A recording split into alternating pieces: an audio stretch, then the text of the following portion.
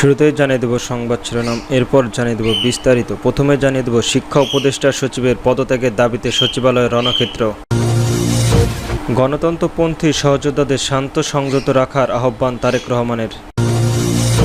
সরকারের আরও দায়িত্বশীল ও মানবিক আচরণ করতে হবে বললেন নাহিদ ইসলাম। এবং সর্বশেষ জানিয়ে দেব নিহতদের পরিবারকে আর্থিক সহায়তা দেওয়ার দাবি এবি পার্টির। শিক্ষা উপদেষ্টা সচিবের পদত্যাগের দাবিতে সচিবালয়ে রণক্ষেত্র। শিক্ষা উপদেষ্টা ডক্টর সিয়ার আবরার ও সচিব সিদ্দিক জুবায়েদের পদত্যাগের দাবিতে বিক্ষোভভর বিপুল শিক্ষার্থীর সচিবালয়ের ফটক ভেঙে ভেতরে ঢুকে পড়েন। এরপর তারা এলোপাতাড়ি সচিবালয়ের ভেতরে রাখা গাড়ি ভাঙচুর করতে শুরু করে। আইন শৃঙ্খলা রক্ষা বাহিনীর সদস্যরা এতে বাধা দিলে বিক্ষোভভর শিক্ষার্থীদের সঙ্গে সংঘর্ষ শুরু হয়। এই পরিস্থিতিতে পুরো সচিবালয়ে রণক্ষেত্র পরিণত হয়। পুলিশের লাঠিপেটো করে টিয়ার সেল ও সাউন্ড গ্রেনেড ছুড়ে বিক্ষোভকারীদের সচিবালয়ের ভেতর থেকে বের করে দিলেও অপারেশনের এলাকাটি কয়েক ঘন্টা ধরে ধাওয়া পাল্টা ধাওয়া ও সংঘর্ষ চলতে থাকে। সংঘর্ষের এই ঘটনায় আহত অন্তত 66 জন শিক্ষার্থী ঢাকা মেডিকেল কলেজের হাসপাতালে চিকিৎসা নিতে গিয়েছেন বলে জানা গিয়েছে। রাজধানীর উত্তরায় দিয়াবাড়িতে মাইলস্টোন স্কুল অ্যান্ড কলেজে সোমবার প্রশিক্ষণ যুদ্ধ বিমান বিধ্বস্তের হাতে নাতে ঘটনা। গতকাল মঙ্গলবার এসএসসি পরীক্ষায় স্থগিতির দাবি উঠে মন্ত্রণালয়ের দীর্ঘসূত্রপাত পরীক্ষায় স্থগিতির সেই ঘোষণার আসে সোমবার রাত ৩টার দিকে। অনেক শিক্ষার্থীর কাছে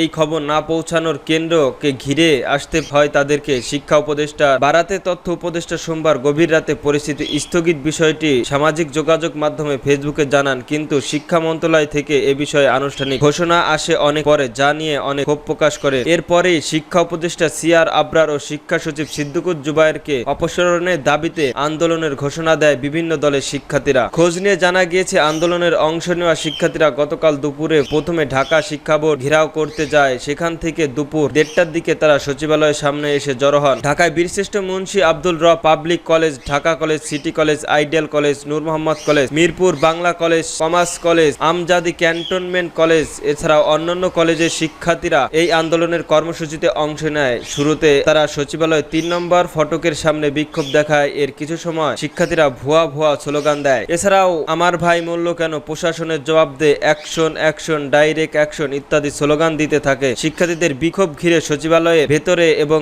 বাইরে আইন শৃঙ্খলা রক্ষাকারী বাহিনীর বিপুল সংখ্যক সদস্য সতর্ক অবস্থা নেন। পরে প্রশাসনের প্রাণকেন্দ্র বাকি ফটকগুলো বন্ধ করে দেওয়া হয়। এই পরিস্থিতিতে শিক্ষার্থীদের দাবির মুখে সচিবালয়ের সিদ্দিক জুবায়ের প্রত্যাহারের ঘোষণা দেয় সরকার। তাদের অন্যান্য দাবি পর্যালোচনার জন্য কমিটি করা হবে বলে প্রধান উপদেষ্টার উপসচিব অপূর্ব জাহাঙ্গীর জানান। গণতন্ত্রপন্থী সহযোদ্ধাদের শান্ত সংযত থাকার আহ্বান তারেক রহমানের। বাংলাদেশ জাতীয়বাদী দলের বিএনপির ভারপ্রাপ্ত চেয়ারম্যান তারেক রহমান জাতির এই শোকের সময়ে আমি সকল গণপন্থী সহযোদ্ধাদের প্রতি শান্ত ও সংযম থাকার আহ্বান জানাচ্ছি। মঙ্গলবার 22শে জুলাই বিএনপির সিনিয়র যুগ্ম মহাসচিব অ্যাড রুহুল কবির রিজভির সই করা এক সংবাদ বিজ্ঞপ্তিতে এই আহ্বান জানান তিনি। বিএনপির ভারপ্রাপ্ত চেয়ারম্যান তারেক রহমান বলেন, বিভেদমূলক সংগত বা মব উচ্ছলতার বদ্ধ করার লক্ষ্যে সহনশীলতা ও আত্মসংযমের উপর ভিত্তি করে আমাদের একটি সমাজ ব্যবস্থা গড়ে তুলতে হবে। তিনি বলেন, নিষিদ্ধ ঘোষিত ছাত্র রাজনৈতিক সংগঠনের কিছু সদস্যদের নিয়ে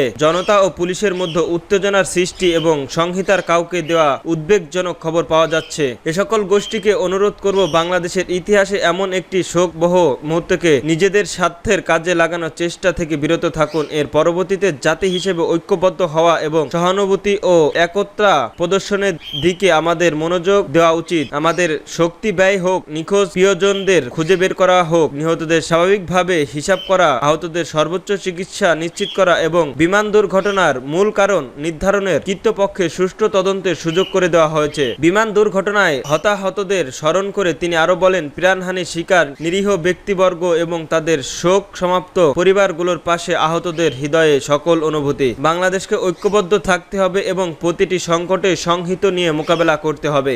সরকার আরো দায়িত্বশীল ও মানবিক আচরণ করতে পারত বললেন নাহিদ ইসলাম। তোরা দিয়াবাড়ি মাইলস্টোন স্কুল অ্যান্ড কলেজের ক্যাম্পাসের বিমান বিধ্বস্তের পর উদ্ভূত পরিস্থিতি সরকার আরো মানবিক ও দায়িত্বশীল আচরণ করতে পারত বলে মনে করেন জাতীয় নাগরিক পার্টির এনসিপির আহ্বায়ক নাহিদ ইসলাম। মঙ্গলবার 22শে জুলাই রাতে বাংলা মোটরের এনসিপির অস্থায়ী কার্যকলাপের এক সংবাদ সম্মেলনে তিনি এমন বক্তব্য রাখেন। এনসিপির আহ্বায়ক নাহিদ বলেন, ঘটনার পর পরিস্থিতি নিয়ন্ত্রণে আমরা সরকারের আরো মানবিক ও দায়িত্বশীল আচরণ আশা করেছিলাম। গতকালের ঘটনার পর থেকে যা যা দেখেছি পরিস্থিতি, সেখানে আরো দায়িত্বশীল হলে পরিস্থিতি সরকারের নিয়ন্ত্রণের বাইরে যেত না। বিমান বিধ্বস্তের হতাহতদের সঠিক তথ্য প্রকাশের আহ্বান জানিয়ে তিনি বলেন, ঘটনার বিষয়ে সঠিক তথ্য প্রকাশ ও প্রচার করতে হবে। তথ্য নিয়ে নানা বিভ্রান্তি রয়েছে, এতে শিক্ষার্থীদের মধ্যে কিছুটা ক্ষোভ রয়েছে। সরকারের কাছে যতটুকু সত্য তথ্য আছে সেটি সঠিকভাবে প্রকাশ ও প্রচার করা জরুরি, এতে গুজব ছড়াতো না।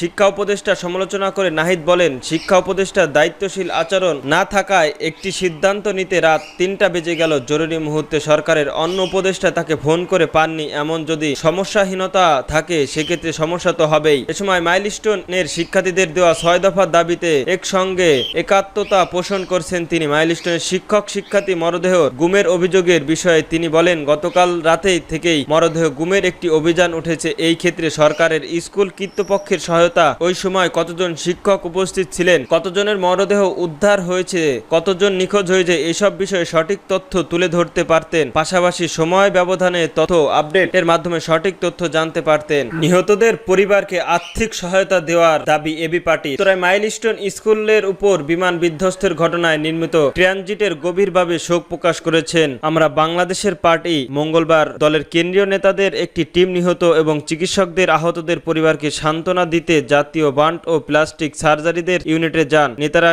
সেখানে দায়িত্বরত চিকিৎসক, স্বেচ্ছাসেবী সংস্থা ও অপেক্ষমান ক্ষতিগ্রস্ত পরিবারের সদস্যের সঙ্গে কথা বলেন। সরকারের পক্ষ থেকে তদারকি ও চিকিৎসা কার্যক্রমের ব্যাপারে তারা অবগত হন। এবি পার্টির পক্ষ থেকে দলের ভাইস চেয়ারম্যান অধ্যাপক ডাক্তার মেজর আব্দুল ওহাব মিনার নেতৃত্বের একটি টিম দিনরাত চিকিৎসার কার্যরত অংশ নেন। সার্বিক পর্যবেক্ষণ শেষে জাতীয় বান্ড ও প্লাস্টিক সার্জারি ইনস্টিটিউশনের সামনে উপস্থিত সাংবাদিকদের সামনে ব্রিফ করেন দলের চেয়ারম্যান মুজিবুর রহমান মঞ্জুর। এ সময় দলের চেয়ারম্যান অধ্যাপক ডাক্তার মেজর আব্দুল ওহাব